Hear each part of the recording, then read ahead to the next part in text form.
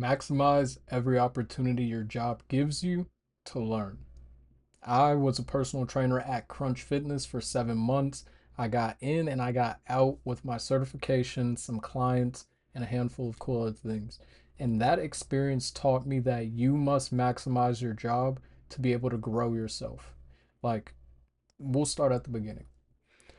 The problem with this is a lot of people get jobs just for money with no intention to learn or do anything. They learn the bare minimum to be able to do just enough so that they don't get fired, and then they go through every single day monotonously wondering, what am I even doing here? Why do I have this job? Why am I living this life? This all sucks.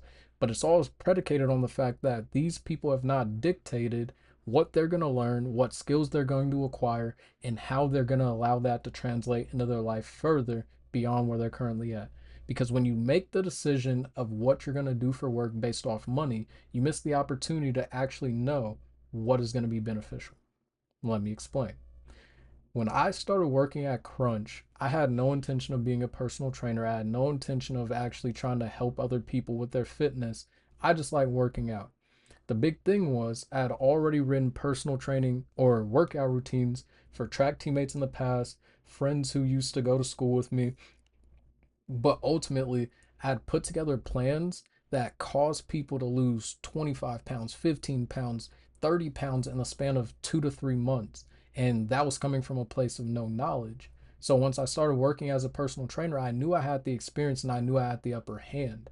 But one of my big things is I love to learn. And so any position I'm in, I like to maximize it to the best of my abilities. And if I can't, then that gives me the opportunity to be able to actually use that time to maximize my abilities.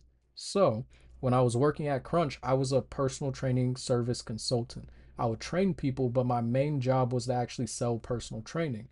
And so, while I was in that position, I went on hundreds of sales calls. I did hundreds of personal training hours.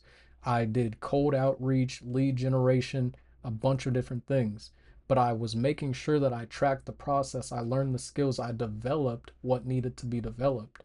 So once I ended up leaving that job, which at this point it's to the day a month, I've been able to leave that job, pick up two personal training clients, and completely replace my income from that job. And I'm doing less work. Now, now that you understand why this makes sense to me and why this is so important to me, I want you to be able to maximize your job for the potential of actually moving on. So, I'm going to give you steps. First thing you have to do is look at your future and say, where is it that I'm trying to go? If you don't have any outcome, if you don't know where you're going in the next 3 years, 5 years, 10 years, then the job you have right now is absolutely useless besides paying your bills. You need to start to frame everything based on where is it that I'm going and what is it I'm trying to accomplish in the long run. And so once we can dial in, okay, this is the job I want, this is the life I want moving forward.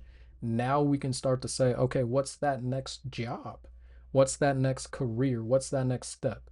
And based on that next job, where you can envision yourself 6 months from now, a year from now, 3 years from now, whatever. Once you know what that point is and how it's supposed to look, ask yourself, what is it about me now that is incapable of maintaining that job or career? Because you have the future, you have the career you want. Now you just need to see what is lacking to be able to get you there. And so for me, I knew when I started working at Crunch, I want to be an entrepreneur. So I have to learn sales, but I have to learn how to network. I have to learn how to run personal training. I have to learn how to manage people. There was a lot of things that I was able to actually say, I absolutely must learn this from this job so that I can actually translate it into what I'm looking to do next. But what ended up cool was through repetition, I ended up developing the skills I didn't know I needed. I didn't realize I need to develop the skill of cold calls because personally, I didn't expect myself making cold calls. But one of the first ways I got my first client was actually doing a cold call. I called up my old track teammate. I was a captain of his when we ran track at the University of Providence. I said, hey, I know we haven't talked in a few years. I got this new personal training offer. If you know anybody who's interested, I would love to serve them. Let me know. And he said, actually, I'm interested, Let's hop on a consultation. He paid for that consultation, hopped on, and this is where it gets fun. The consultation that I do for people is the exact consultation I did for 7 months working at Crunch. It's different. I ask slightly different questions, but they're still meant to get the same answers. I take the people to the same process. I ask those questions. I get them their workout routine. I get them their diet plan. I get them their supplement list. But it ends with me offering and pitching personal training. It gets me to the point of being able to have given so much value to a person that I can say, hey, you have all the answers you need. But if you want somebody in your corner making sure you do what you need to do to get where you want to go, then I'm your guy. You already just got the value. You saw that I know what I'm talking about. You see that I have a plan for you, and you know that I'm going to get you there because I've already given you the plan to get there. But now, if you want to make sure that someone makes it so that you cannot fail, I have the blueprint for you. Just put your card here, and we'll get started right away. And I can say that with conviction because I know I learned from Crunch that I can help people lose weight. I have already helped people lose weight. I've helped people through that entire process, but I also know the process. I know how to go from this person is getting a cold call from me to this person is onboarded and training. And it's because I was able to dial in with my job and say, I know this is what I need. And then the last thing that you will be able to need in order to be able to maximize and master your job to be able to use it and translate it into the real world is to master the process, right? Like there, it's all good and great to know, okay, I want to learn this for this future point. There's this skill I need to develop. Oh, I need to get good at this. But you need to master the process. And the reason I say master the process is it's because of that same situation I did. Because I had to go through the repetition a couple hundred times of taking people through this consultation process, now that I'm using it for myself, I get nervous about the thought of doing it until the call starts. Once we get on the call, then I'm like, oh, just another Crunch One kickoff. Hey, how you doing? I'm Terrell. Nice to meet you. We're going to be talking about this thing, so let's start.